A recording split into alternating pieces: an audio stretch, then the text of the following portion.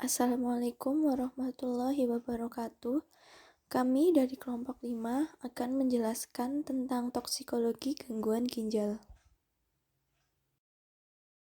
Sebelumnya, kami akan memperkenalkan anggota kami terlebih dahulu, yaitu yang pertama Ahmad Safi'i, yang kedua Tabarani Azahro, yang ketiga Kuni Masrohati, yang keempat Usnul Hasanah, dan yang kelima Wiji Asih Andriani.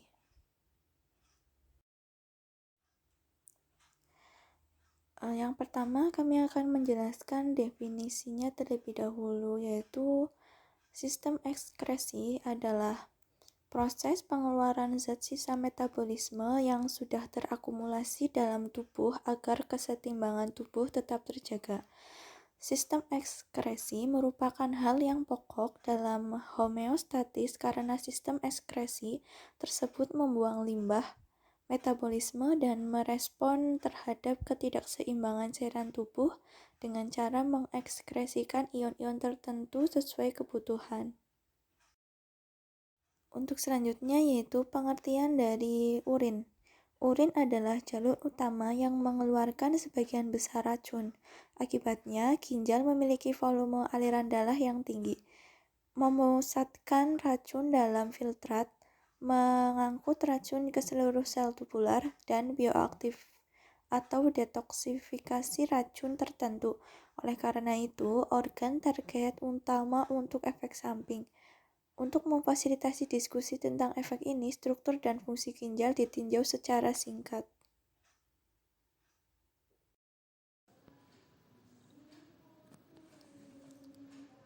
Ginjal atau ren disebut juga buah pinggang karena buahnya seperti biji buah kacang merah. Ginjal terletak di kanan dan kiri tulang pinggang, yaitu dalam rongga perut pada dinding tubuh dorsal. Ginjal berjumlah 2, berwarna merah keunguan, dan yang kiri terletak agak tinggi dari kanan. Penyakit ginjal kronik atau PGK adalah suatu gangguan pada ginjal yang ditandai dengan abnormalitas struktur ataupun fungsi ginjal yang berlangsung lebih dari 3 bulan. PGK ditandai dengan satu atau lebih tanda kerusakan ginjal, yaitu albuminuria, abnormalitas sedimen urin, elektrolit, histologi, struktur ginjal, ataupun adanya riwayat transplantasi ginjal, juga disertai penurunan laju. Kemudian, struktur ginjal. Struktur yang menonjol dalam ginjal adalah nefron. Kira-kira berjumlah 1,3 kali 10. Tiap nefron terdiri atas glomerulus dan serangkaian tubulus. Glomerulus didarahi oleh sistem kapiler yang bertekanan tinggi yang menghasilkan ultrafiltrasi dari plasma. Filtrat yang terkumpul dalam kapsul Bowman mengalir melalui tubulus berkelok proksimal, ansa Henle, dan tubulus distal, dan kemudian mengalir lewat kumpulan tubulus ke.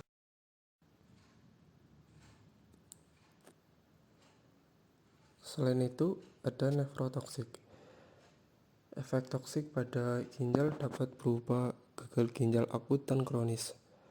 Kelompok utama nefrotoksikan adalah logam berat, antibiotik, analgesik, dan hidrokarbon berhalogen tertentu. Semua bagian nefron secara potensial dapat dirusak oleh efek toksikan. Beratnya beberapa efek beragam dari suatu perubahan biokimia atau lebih sampai kematian sel. Dan efek ini dapat muncul sebagai perubahan kecil pada fungsi ginjal atau gagal total. Mekanisme aksi nefrotoksikan termasuk interaksi dengan reseptor, penghambat fosfor oksidatif, phosphorylation, gangguan homeostatis Ca12, dan efek samping dalam plasma dan membran subseluler.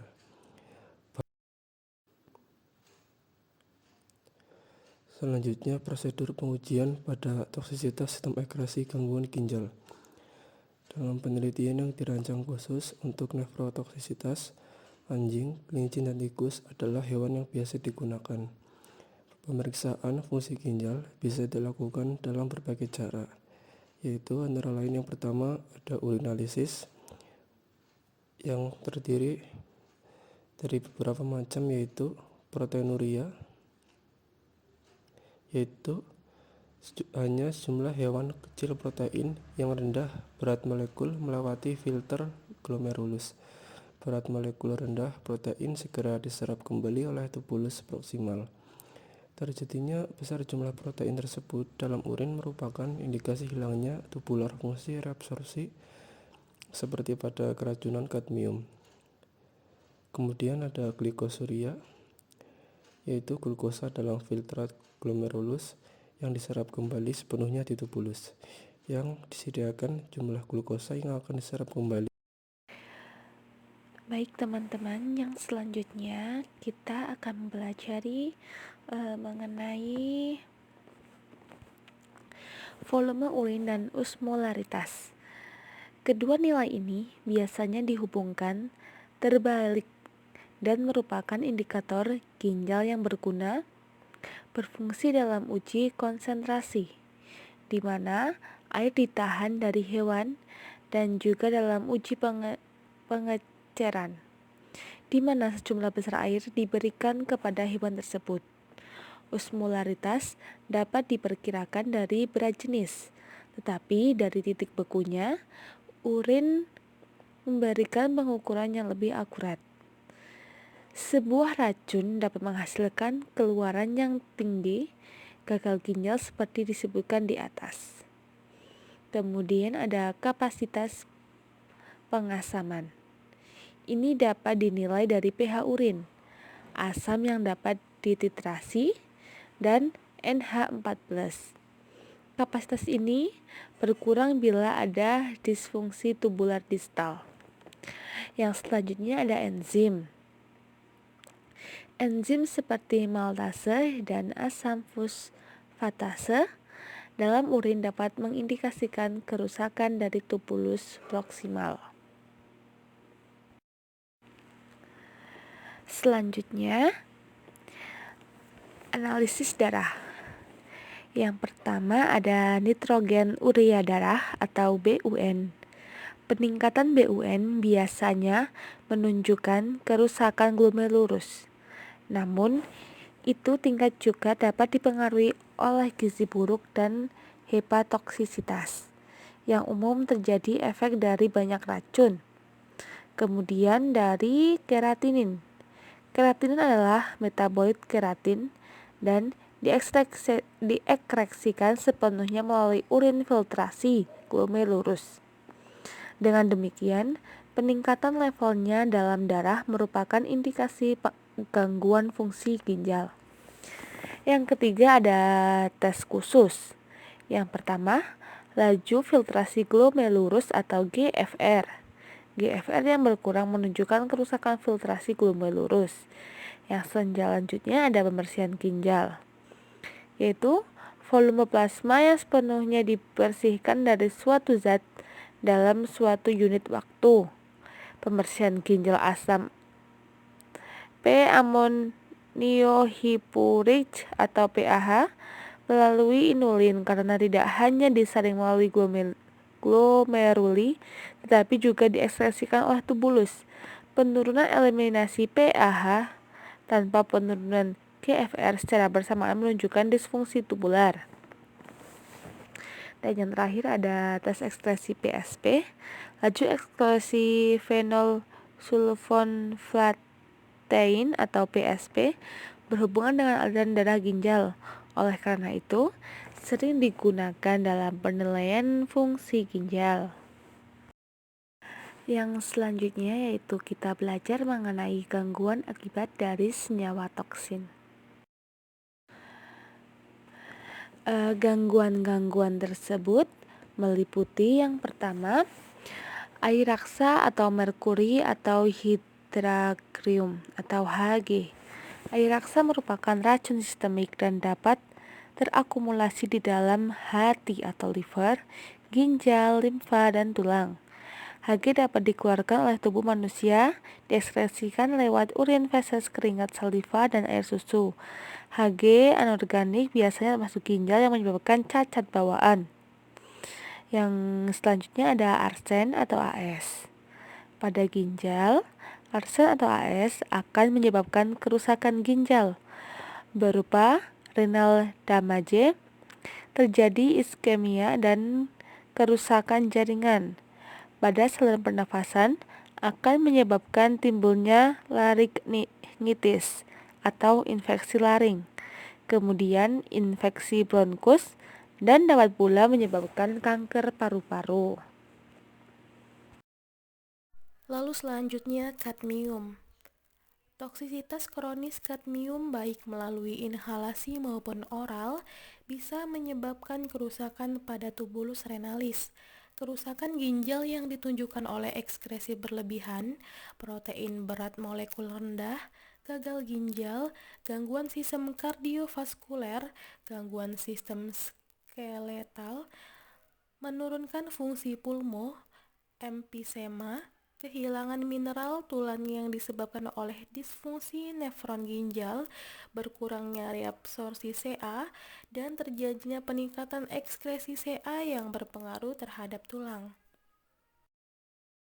Lalu selanjutnya yang terakhir ada timbal atau PB.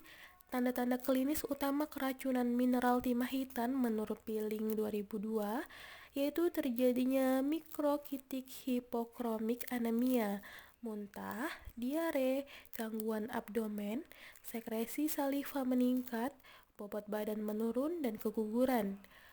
Gangguan terhadap fungsi ginjal yaitu logam berat PB dapat menyebabkan tidak berfungsinya tubulus renal, nefropati irreversibel, sklerosis vaskular, sel tubulus atrofi, fibrosis, dan sklerosis glomerulus. Akibatnya dapat menimbulkan aminosiduria dan glukosuria, dan jika paparannya terus berlanjut dapat terjadi nefritis kronis. Selanjutnya kita akan menjelaskan cara penanganan paparan senyawa toksik yaitu sebagai berikut.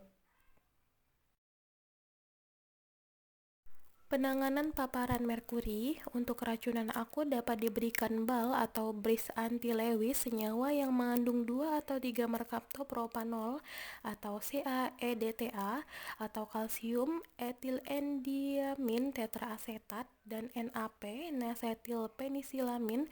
Senyawa tersebut akan mengikat Hg dan meningkatkan ekskresi melalui urin. Menurut Kadzung 2002 menyatakan untuk menghilangkan nefrotoksisitas pada pasca pajanan akut, metal merkuri dapat diberikan asupan suportif intensif segera berupa unitilon oral atau intravena, dimercaprol intramuskular atau suksimer oral. Jika terjadi gagal ginjal akut, perlu dilakukan hemodialisa segera, tidak boleh ditunda. Selanjutnya yaitu penanganan paparan arsen atau AS. Pada pengobatan kasus keracunan arsen, pada kasus keracunan akut, perlu segera diberi obat suportif dan simptomatik untuk mencegah terjadinya gejala neuropati. Pengobatan dengan pemberian kelasi spesifik yaitu PAL. Yang kedua, penanganan paparan kadmium atau CD. Keracunan yang disebabkan oleh kadmium dapat bersifat akut dan kronis. Penata-laksanaan intoksikasi akut dan kronis hanya secara simptomatis. Bila terinhalasi, harus segera dipindahkan ke tempat yang bersih, berventilasi, dan tidak terkontaminasi. Kemudian diberikan oksigen 100%. Yang ketiga, penanganan paparan timbal atau PB. Terapi kelasi yang spesifik digunakan untuk mengobati keracunan timbal adalah kalsium disodium edetat atau Na2CaEDA. Penggunaan Na2CaEDA harus dipantau karena efek samping yang ditimbulkannya. Selanjutnya yaitu cara pencegahan efek bahan toksik.